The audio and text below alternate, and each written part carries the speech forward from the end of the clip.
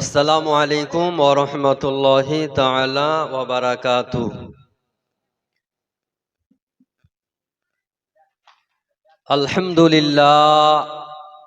আলহামদুলিল্লাহিল্লাযী আবদা'আল আফলাকা ওয়াল আরদিন ওয়াসসালাতু ওয়াসসালামু আলা মান কানা নাবিয়্যাও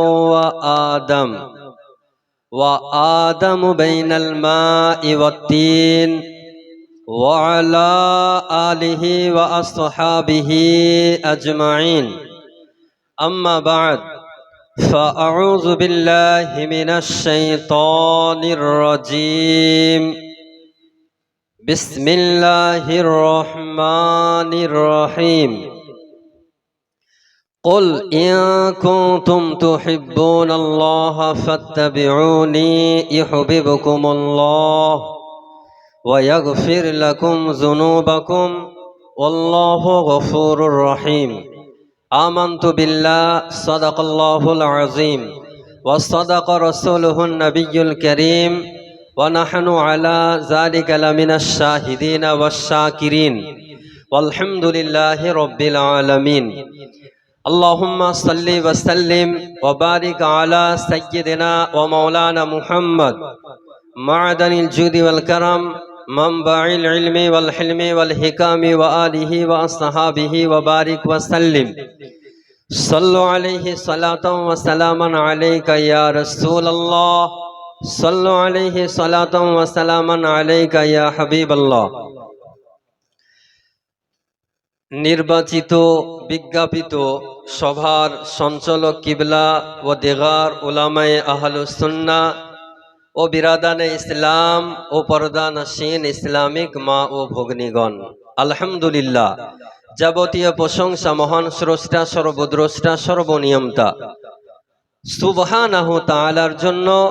অতঃপর হুজুরে আকরাম রহমতে আলম নূরে মুজাসসাম নবী মুআজ্জম রাসূলে আকরাম সাহিবে জুদ ও করম মালিকু হাল্লু হারাম মাদানির তাজদার মক্কে সরকার সৈয়দে আবরার ওয়া খিয়ার সৈয়দুল মুরসালিন নবী মুহাম্মদুর রাসূলুল্লাহ সাল্লাল্লাহু তাআলা আলাইহি ওয়াসাল্লাম পয়গম্বরকে হাজির ওয়া নাজির, ইলমে গায়বের সংবাদদাতা, আলিমে মাকানা ওয়া মা ইয়াকুনের খবরদাতা, জীবিত নবী, হায়াতুন নবী, নূরের নবী, শাফাআতকারী নবী, রহমাতুল লিল আলামিন নবী মনে করে একবার উচ্চ সহকারে ভক্তি ভরে প্রাণ খুলে সুমধুর কণ্ঠে পবিত্র মেহফিলে দুরূদ শরীফের নাজরানা পেশ করুন। আল্লাহুম্মা সাইয়্যিদিনা মাওলানা মুহাম্মদ ওয়া আলা আলিহি মাওলানা মুহাম্মদ সাল্লাল্লাহু আলা মুহাম্মাদিন সাল্লাল্লাহু আলা মুহাম্মদ হরদম ज़ुबान से निकालो पाक नामे मुहम्मद हरदम ज़ुबान शफियाना मुहम्मद सल्लल्लाहु ताला अलैहि वसल्लम। बिरादान इस्लाम, अल्लाहुम्मा सल्ले अला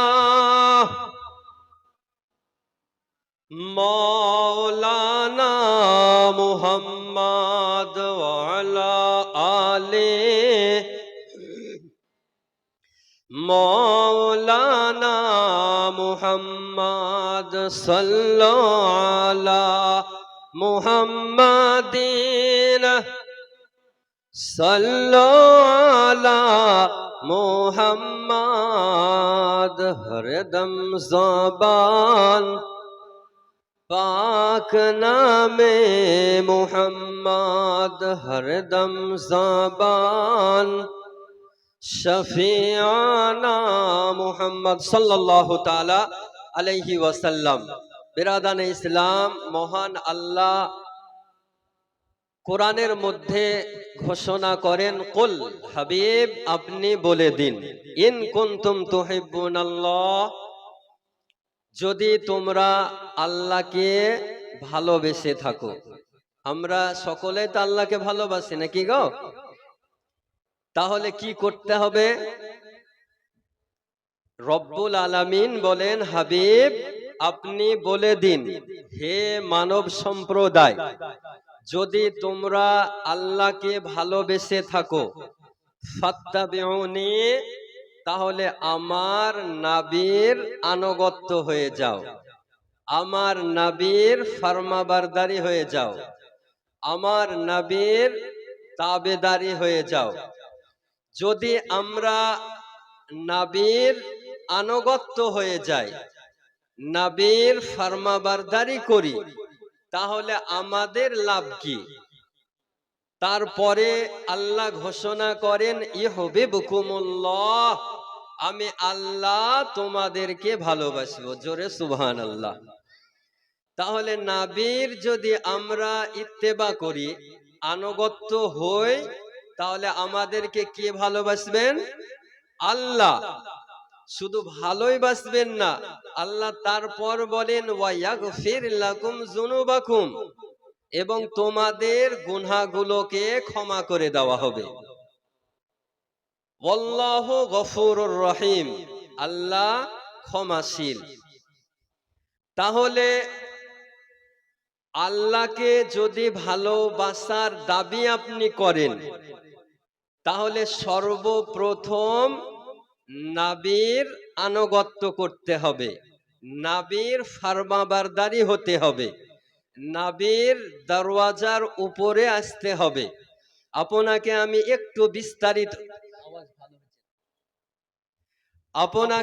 একটু বিস্তারিত বলি যে নবী পাক সাল্লাল্লাহু তাআলা আলাইহি ওয়াসাল্লামের দরবারে আপনাদের আমাদেরকে আসতে হবে, তাহলে আল্লাহ আমাদেরকে ভালোবাসবেন, আমাদের গুনাহগুলো আল্লাহ ক্ষমা করে দিবেন, মাফ করে দিবেন।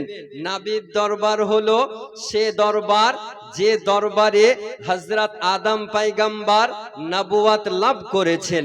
নবীর দরবার হলো সেই দরবার যে দরবার থেকে হযরত ইসহাক পয়গম্বর নবুয়ত লাভ করেছেন। নবীর দরবার হলো সেই দরবার যে দরবার থেকে হযরত নূহ আলাইহিস সালাম নবুয়ত লাভ করেছেন। নবীর দরবার হলো সেই দরবার যে দরবার থেকে হযরত ইউসুফ পয়গম্বর নবী হয়েছেন। নবীর দরবার হলো সেই দরবার যে দরবার থেকে হযরত ইদ্রিস পয়গম্বর নবুয়ত লাভ করেছেন। নবীর দরবার হলো সেই দরবার যে দরবার থেকে হযরত ইয়াহইয়া আলাইহিস সালাম নবুয়ত প্রাপ্ত হয়েছেন। নবীর দরবার হলো সেই দরবার যে দরবার থেকে হযরত শীস পয়গম্বর নবুয়ত লাভ করেছেন। নবীর দরবার হলো সেই দরবার যে দরবারে হযরত আবু বকর আসেন তো সিদ্দিকে আকবর তৈরি করে পাঠান। নবীর দরবার হলো সেই দরবার যে দরবারে হযরত উমর আসেন তো ফারুকে আজম তৈরি করে পাঠান। নবীর দরবার হলো সেই দরবার যে দরবারে হযরত উসমান আসেন জুন্নুরাইন এবং জামিউল কোরআন তৈরি করে পাঠান। নবীর দরবার হলো সেই দরবার যে দরবারে হযরত আলী আসেন তো শেরে খোদা মুশকিলে কুশা হায়দারে কাররার সাহিবে জুলফিকার ফাতিহে খাইবার তৈরি করে নবী আমার পাঠান। নবীর দরবার হলো সেই দরবার যে দরবারে হযরত বেলাল আসেন, গোলাম আসেন তো ইমাম তৈরি করে নবী আমার পাঠান। এই কারণে আমার আলা হযরত আজিমুল বরকত মুজাদ্দিদে দ্বীন ও মিল্লাত আকায়ে নিয়ামত বলতেছেন, বাখোদা खुदा का यही है दर, बाखुदा खुदा का यही है दर, नहीं कोई मफर व मकर, जो यहाँ से हो वो वहां के हो, जो यहाँ नहीं तो वहां नहीं। जोरे सुभान अल्लाह হবে না? তাহলে সর্বপ্রথম আদম আলাইহিস সালাম থেকে নিয়ে হযরত ঈসা আলাইহিস সালাম পর্যন্ত যতজন নবী নবুয়ত লাভ করেছেন, যতজন নবী হয়েছেন, যতজন রসূল হয়েছেন, সেটা আমার নবীর দরবার থেকে। আপনাকে আমি বলি, হযরত সুলেমান আলাইহিস সালাম নবুয়ত পেয়েছেন, তো আমার নবী পাক সাল্লাল্লাহু তাআলা আলাইহি ওয়াসাল্লামের সাদকায় আদম পয়গম্বর নবুয়ত পেয়েছেন। আমার নবীর সাদকায় হযরত ইসহাক পয়গম্বর নবুয়ত পেয়েছেন। আমার নবীর সাদকায় হযরত ইয়াহইয়া আলাইহিস সালাম নবুয়ত পেয়েছেন। আমার নবীর সাদকায় এখানে শেষ নয়, আমরা কোরআন পেয়েছি নবীর সাদকায়, নামাজ পেয়েছি নবীর সাদকায়, রোজা পেয়েছি নবীর সাদকায়, হজ ও যাকাত পেয়েছি নবীর সাদকায়, লৌহ কলম পেয়েছি নবীর সাদকায়, আরশে ইলাহি পেয়েছি নবীর সাদকায়, জান্নাত পেয়েছি নবীর সাদকায়, আজকে ইবাদত ও রিয়াজত পেয়েছি নবীর সাদকায়। এক কথায় কসম খোদাকে পেয়েছি তো নবীর সাদকায়। তাহলে ওই নবীর সম্মান করতে হবে না, হবে না? যে নবী পাক সাল্লাল্লাহু তাআলা আলাইহি ওয়াসাল্লামের ওসিলায় আমরা আসমান পেয়েছি, যে নবী পাক সাল্লাল্লাহু তাআলা আলাইহি ওয়াসাল্লামের সাদকায় আমরা খোদাকে পেয়েছি। আপনি হাদিসে কুদসি উঠিয়ে দেখুন, রব্বুল আলামিন বলেন, লাউলাকা লামা খলাকতুল আফলাক, হাবিব আপনাকে যদি সৃষ্টি না করতাম তাহলে এই আফলাককে সৃষ্টি করতাম না। তারপর রব্বুল আলামিন বলেন, লাউলাকা লামা খলাকতুদ দুনিয়া, হাবিব যদি আপনাকে আমি সৃষ্টি না করতাম তাহলে এই পৃথিবীকে, এই জগৎকে, এই দুনিয়াকে সৃষ্টি করতাম না। রব্বুল আলামিন বলেন, লাউলাকা লামা আজহারতুর রুবুবিয়্যা, এমন কি আমি আল্লাহ সেটাও প্রকাশ করতাম না। জোরে সুবহানাল্লাহ। যে নবীকে সৃষ্টি যদি না করা হতো তাহলে যে আল্লাহ এটাও প্রকাশ করতেন না আল্লাহ, তাহলে আল্লাহকে আমরা বুঝতে পারতাম? নবীর সাদকায় আমরা খোদা পেয়েছি, আল্লাহকে পেয়েছি। ওই নবীর সম্মান আমাদেরকে করতে হবে না, হবে না? জোরে বলেন, হবে। এখন কোন মোল্লা, কোন মুন্সি যদি বলে ওই নবীর সম্মান বড় ভাইয়ের মতো, তাহলে ওই ব্যক্তির বক্তব্য আপনি শুনবেন? জোরে বলেন।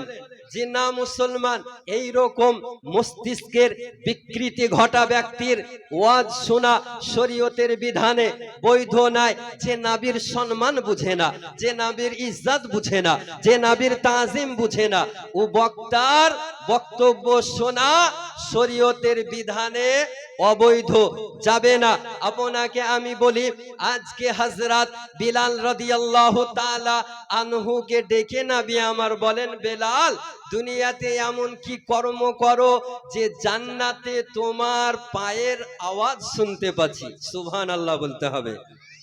হযরত বেলাল জান্নাতে চলতেছেন, তার পায়ের শব্দ নবী আমার পৃথিবীর বুক থেকে ঘোষণা দিতেছেন, নবী আমার অদৃশ্যের খবর দিতেছেন। আপনি আমি এই বিশ্বাস রাখি, এই আকীদা রাখি যে নবী আমার ভবিষ্যতের খবরদাতা, তাই কি না? আপনাকে আমি একটু বিস্তারিত বলি।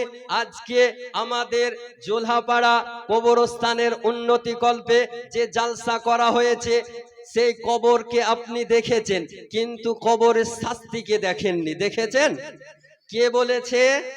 নবী বলেছেন যে শাস্তি এই রকম, ওটাই আমরা বিশ্বাস করে নিয়েছি।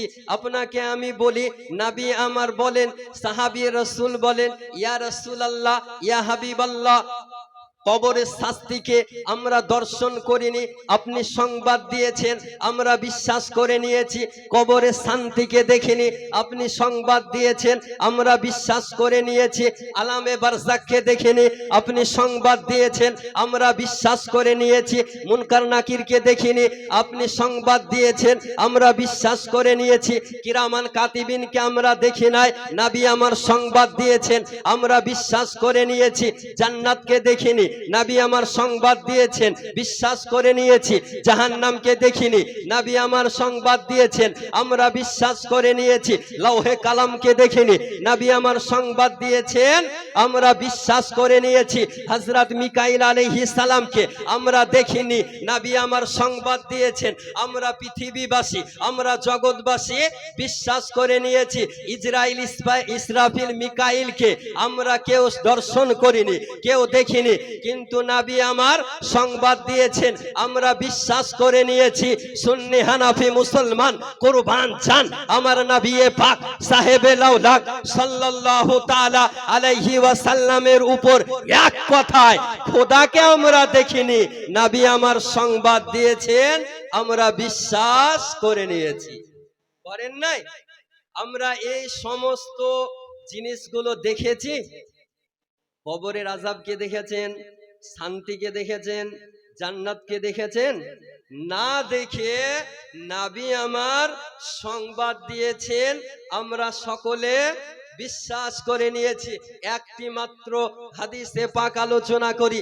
হাদিসটি বুখারী শরীফের মধ্যে 216 নম্বর হাদিস, সহিহ সনদে হাদিসটি বর্ণিত হয়েছে। হযরত আব্দুল্লাহ ইবনে আব্বাস রাদিয়াল্লাহু তাআলা আনহু বর্ণনা করেন, আমার মহানবী সাল্লাল্লাহু তাআলা আলাইহি ওয়াসাল্লাম দুটি কবরের নিকট দিয়ে চলে যাচ্ছেন। তো কবরের কাছ দিয়ে নিকট দিয়ে যাওয়ার সঙ্গে সঙ্গে নবী আমার দুটি কবর দেখার পর সাহাবে কেরামকে বলেন, সাহাবে কেরাম শোনো, এই দুটি কবরের মধ্যে শাস্তি হতেছে, দুটি কবরে শাস্তি হতেছে। আজকে যত বড় বৈজ্ঞানিক হোক না কেন, যত বড়ই সায়েন্স হোক না কেন, মাটির ভিতরে, কবরের ভিতরে কি হতেছে এ উত্তরটা কেউ দিতে পারবে না। পারবে গো? যে কবরের মধ্যে কে কি অবস্থায় আছে এটা কেউ বলতে পারবে না। কিন্তু আমার আনিসে বেকাসা সৈয়দে কওনো মাকা, বেকাসুকে কাস, বেসাহারুকে সাহারা, বেচারুকে চারা, গরিবুকে হামি, ইয়াতিমুকে ওয়ালি, নবী মুহাম্মদুর রাসূলুল্লাহ সাল্লাল্লাহু তাআলা আলাইহি ওয়াসাল্লাম কবরকে দর্শন করার সঙ্গে সঙ্গে বলতেছেন, এই দুটি কবরের মধ্যে আযাব হতেছে, শাস্তি হতেছে। কিন্তু মনে নয়, একজন ব্যক্তি ছিল চুগলখোর। চুগলখোর বুঝেন? একে অপরের কথা লাগায়, পরনিন্দা করে, হাটে বাজারে অন্য কারো অনুপস্থিতিতে, অন্য কেউ যদি না থাকে তাহলে ওর কথা ওর সামনে বলে, এটাকে কি বলা হয়? গীবাত, চুগলি করা, পরনিন্দা করা, যেটা আমরা আপনারা গুনহাই মনে করি না গো। গুনহা মনে করেন? প্রতিদিন একে অপরের চুগলি, পরনিন্দা, পরচর্চা করে থাকে, কিন্তু এটা গুনহায়ে কাবিরা। এ চুগলি করা শরীয়তের বিধানে হারাম। যেমন ভাবছেন যে মদ খাওয়াই হারাম, সুদ খাওয়াই হারাম, জিনা করাই হারাম, অনুরূপ ভাবে চুগলি, গীবাত করাও হারাম, করা যাবে না। তো নবী আমার বলছেন একজন ব্যক্তি চুগলখোর, আর দ্বিতীয় বলছে নবী আমার যে ওই ব্যক্তি পেচ্ছাবের ছিটা থেকে বাঁচত না। আজকে আমাদের ঘরে নওজোয়ান যুবক যারা ইয়াং আছে, দাঁড়িয়ে দাঁড়িয়ে পেচ্ছাব করতে লাগে না, আরম্ভ করে দেয়, গুনহাগুলোকে গুনহা মনেই করে না। আল্লাহু আকবার। তো নবী আমার দুটি কবরকে দর্শন করার পর দুটি কবরের শাস্তি বর্ণনা করলেন। সাহাবে কেরামকে বলেন যে যাও গিয়ে একটি খেজুরের ডাল নিয়ে এসো। কিসের? খেজুরের ডাল নিয়ে এসো। সাহাবে কেরামগণ খেজুরের ডাল নিয়ে আসলেন, আসার পর নবীকে দিলেন। নবী আমার খেজুরের ডালটিকে দু টুকরো করে দুই কবরে রেখে দিলেন। সুবহানাল্লাহ। সাহাবে কেরাম রিদওয়ানুল্লাহি তাআলা আলাইহিম আজমাইন বলতেছেন, ইয়া রাসূলুল্লাহ, ইয়া হাবিবাল্লাহ, এই কাজটা কেন করলেন? কারণ এর পূর্বে নবী আমার কোনোদিন এই কাজ সাহাবায়ে কেরামদের সামনে করেননি, প্রথম করছেন। তো সাহাবায়ে কেরাম জিজ্ঞাসা করছেন, আবেদন করছেন যে ইয়া রাসূলুল্লাহ, ইয়া হাবিবাল্লাহ, এই কাজটা কেন করলেন? তো নবী আমার বলেন যে যতক্ষণ পর্যন্ত এই খেজুরের ডাল কাঁচা থাকবে, হারা থাকবে, তাদের কবরের শাস্তি কম হতে থাকবে। সুবহানাল্লাহ হবে না? জোরে বলেন। আপনি আমি জানি যে গাছেরও প্রাণ রয়েছে, গাছের জান রয়েছে। আজকে আমাদের আপনাদের ঘরের সন্তান স্কুলে গিয়ে সায়েন্স পড়ার পর, বিজ্ঞান পড়ার পর আমাদের ঘরের আপনাদের ঘরের ছেলে মেয়ে বলতেছে যে গাছেরও প্রাণ রয়েছে।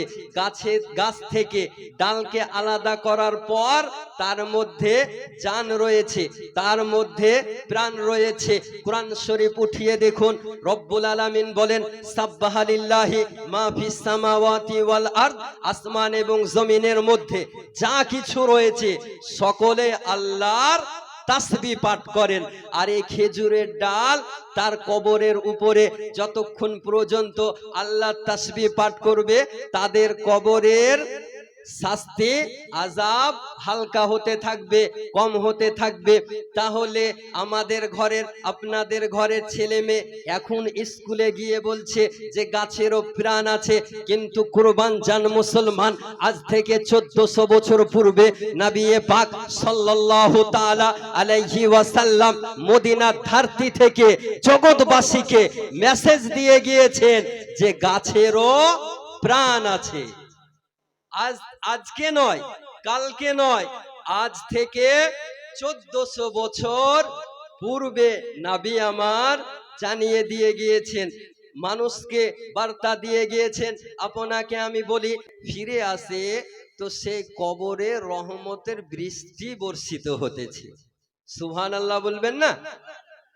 কিছুক্ষণ পূর্বে যে কবরে আযাব হতেছিল, শাস্তি হতেছিল, সেই কবরে রহমতের বৃষ্টি, জান্নাতের বিছানা বিছিয়ে দেওয়া হয়েছে, জান্নাতের হাওয়া চালিয়ে দেওয়া হয়েছে।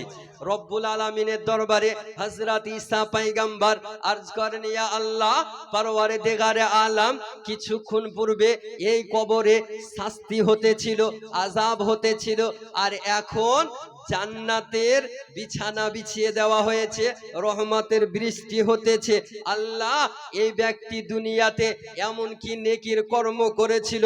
তো রব্বুল আলামিন বলেন, এই ব্যক্তি গুনাহগার ছিল, সিয়াকার ছিল, বদকার ছিল, এই কারণে এই ব্যক্তির কবরে শাস্তি দেওয়া হতেছিল, আযাব দেওয়া হতেছিল।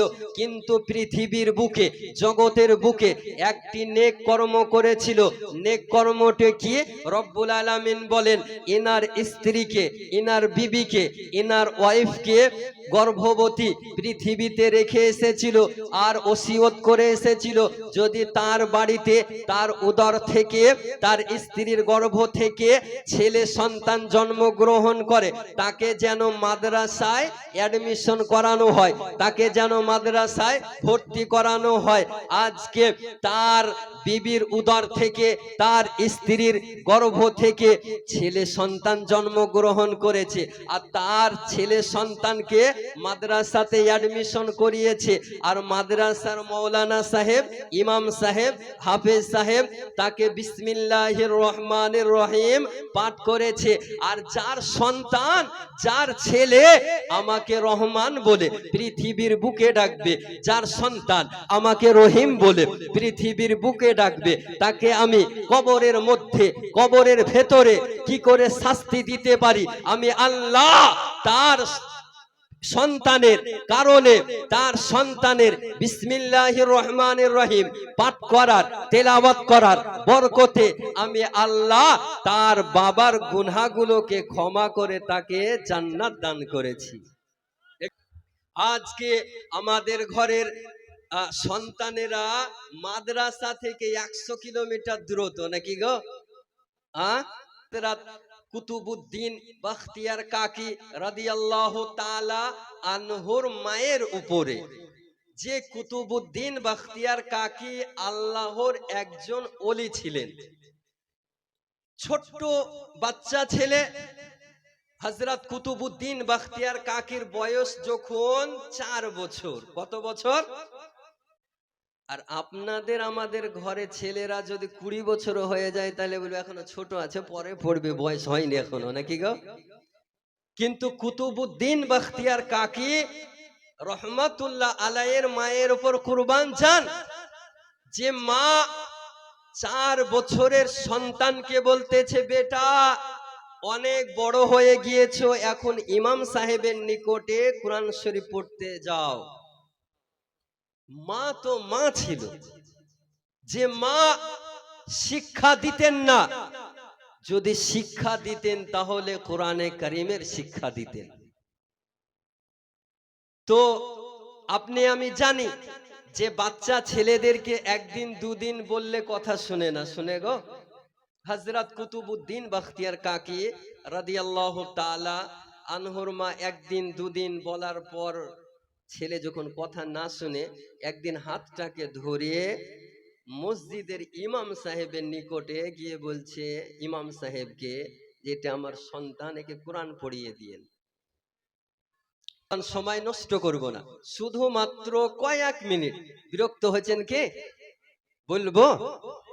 না হলে আমাদের জীবনী গায়ক, ভাইরাল বক্তা, আপনি ইউটিউব খুলবেন, ফেসবুক খুলবেন, ইনস্টাগ্রাম খুলেন, টুইটার খুলেন, যা খুলবেন সঙ্গে সঙ্গে ইনার ছবি ভেসে আসে, এত ভাইরাল। তো উনাকে বসিয়ে রেখে আপনাদের সময় আমি নষ্ট করব না। তো কুতুবুদ্দিন বখতিয়ার কাকি রাদিয়াল্লাহু তাআলা আনহুর মা ইমাম সাহেবের নিকটে গিয়ে বলছেন, একে কোরআন শরীফ শিখিয়ে দিয়েন। তো মা বাচ্চা ছেলেকে মাদ্রাসায় অ্যাডমিশন করে ভর্তি করে চলে আসেন। তো মাদ্রাসায় প্রাথমিক যখন কোনো বাচ্চা যায় তো তাকে বিসমিল্লাহির রহমানির রহিম শিক্ষা দেওয়া হয়। তো উস্তাদ শিক্ষক মহাশয় বলছেন, কুতুবুদ্দিন কোথায় আছো, এসো, তোমাকে আজকে কোরআন শরীফ শুরু করানো হবে। হযরত কুতুবুদ্দিন বখতিয়ার কাকি রহমাতুল্লাহ আলাই বলেন, শিক্ষক মহাশয় আমি উপস্থিত রয়েছি, হাজির হয়ে গিয়েছি, প্রেজেন্ট রয়েছি। তো শিক্ষক মহাশয় বলছেন, ওযু করে এসো, তোমাকে কোরআন শরীফ পড়ানো হবে। আচ্ছা বলেন, কোরআন শরীফ পড়তে গেলে ওযুর দরকার হয় না হয় না? জোরে বলতে হবে। ওযুর প্রয়োজন হয়, কিন্তু বাংলাদেশে এক তার কাটা বক্তা বেরিয়েছে, ই বলছে যে কোরআন শরীফ স্পষ্ট করলে ওযুর প্রয়োজন হয় না। নাউজুবিল্লাহ বলেন। কোরআন শরীফ উঠিয়ে দেখুন, আল্লাহ বলেন লা ইয়ামাসসুহু ইল্লাল মুতাহহারুন, পাক পবিত্র ব্যক্তি কোরআনকে স্পর্শ করতে পারে। এখন কোন পাগল, কোন মোল্লা, কোন মুন্সি যদি বলে যে কোরআন শরীফ বিনা ওযুতে স্পর্শ করা যাবে, তাহলে এই পাগলের বক্তব্য শুনবেন? জোরে বলেন। শুনছেন মনে হয়েছে গো?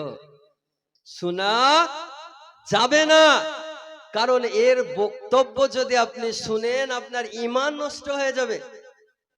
কখন যে আপনার ঈমান বের হয়ে যাবে আপনি জানতে পারবেন না। যাই হোক, সময় নষ্ট করছি না। কুতুবুদ্দিন বখতিয়ার কাকি কে বলছেন, যাও ওযু করে এসো, তোমাকে কোরআন শরীফ পড়ানো হবে। তো কুতুবুদ্দিন বখতিয়ার কাকি বলতেছেন, শিক্ষক মহাশয় আমি বাড়ি থেকে ওযু করে এসেছি। সুবহানাল্লাহ বলেন।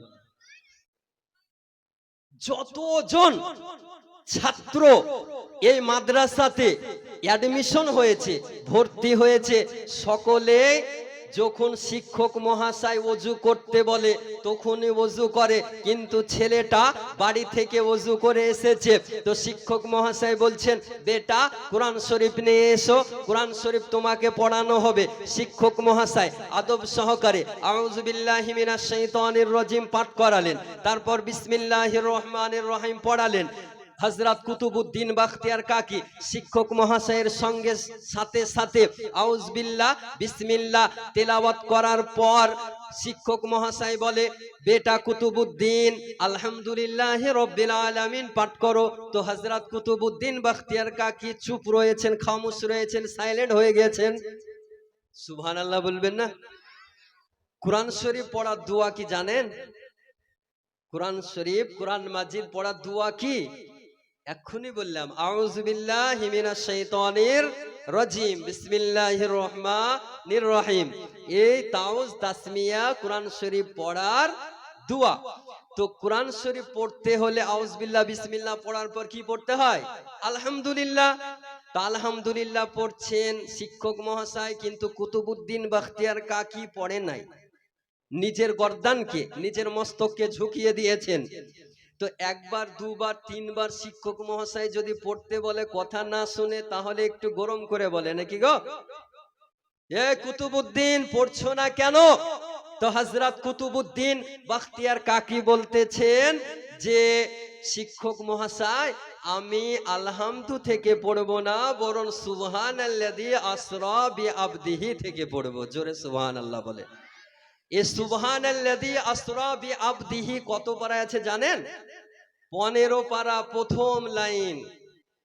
শিক্ষক মহাশয় চিন্তায় চিন্তিত যে যতজন স্টুডেন্টস, যতজন ছাত্র এই মাদ্রাসায় ভর্তি হয়েছে, অ্যাডমিশন হয়েছে, সকলকে আলহামদু থেকে পাঠ করিয়েছি, সকলকে আলহামদু থেকে শুরু করিয়েছি, কিন্তু এই ছেলেটার বয়স 4 বছর, আর বলছে যে আলহামদু থেকে পড়বো না, 15 পারার প্রথম লাইন থেকে পড়বো।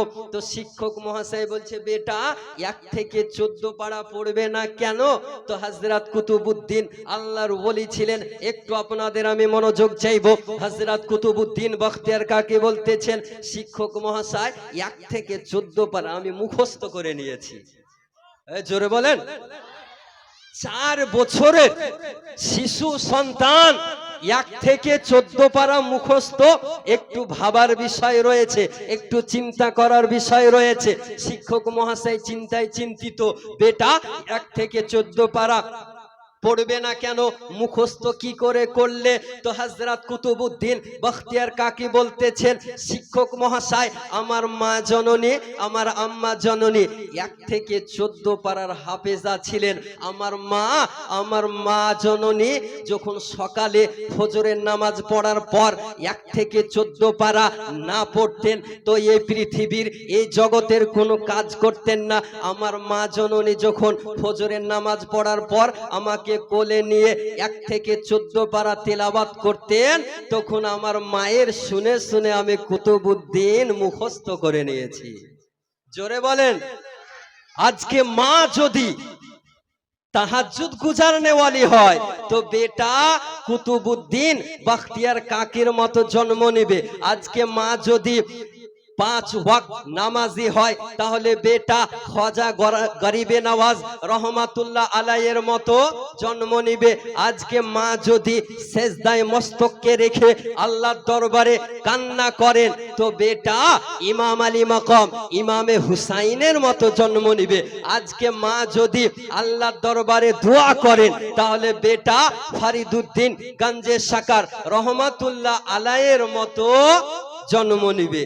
কিন্তু আজকাল আমাদের ঘরের মা বোনেরা কোরআন শরীফ উঠিয়ে রেখে দিয়েছে। কি নিয়ে নিয়েছে? যে বড় বড় অ্যান্ড্রয়েড মোবাইল, আর সিরিয়াল আর মুভি না দেখলে ঘুম আসে না। পেটে বাচ্চা রয়েছে আর মা বড় মোবাইলে সিরিয়াল দেখছে, তাহলে ওর পেট থেকে কোনো হাফেজ তৈরি হবে? কারি বের হবে? মৌলানা তৈরি হবে? জি না।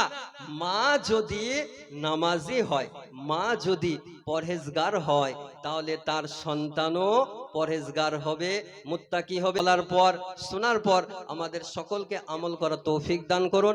সকলে বলি আস্তাগফিরুল্লাহ রব্বি মিন কুল্লি যামবি ওয়া তুবু ইলাইহি ওয়ালা হাওলা ওয়ালা কুওয়া ইল্লা বিল্লাহিল আলিয়্যিল আযীম। হযরতের ইস্তেকবালের জন্য একবার জোরে সোরে নারা লাগান, নারে তাকবীর। আরেকটু জোরে, নারে তাকবীর, নারে রিসালাত, মসলাকে আলা হযরত, নারে গৌস, नारे ख्वाजा हजरत मौलाना कारी उबैदुल इस्लाम साहब किबला जिंदाबाद। रहमतुल्लाहि व बरकातुहू। नहमदुहु व नुसल्ली अला रसूलिहिल करीम। अम्मा बाद फ़अऊज़ु बिल्लाहि मिनश शैतानिर रजीम। बिस्मिल्लाहिर रहमानिर रहीम। कुल ला असअलुकुम अलैहि अजरन इल्लल मवद्दता फिल कुर्बा। सदक़ल्लाहुल अज़ीम व सदक़ रसूलुहुन नबियुल आमिनुल करीम। व अला ज़ालिका लमिनस शाहिदीन वस्साकिरीन वल्हम्दुलिल्लाहि रब्बिल आलमीन।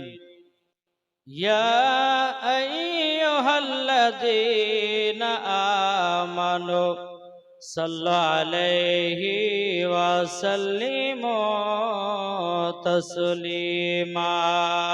अल्लाहुम्मा सल्लि अला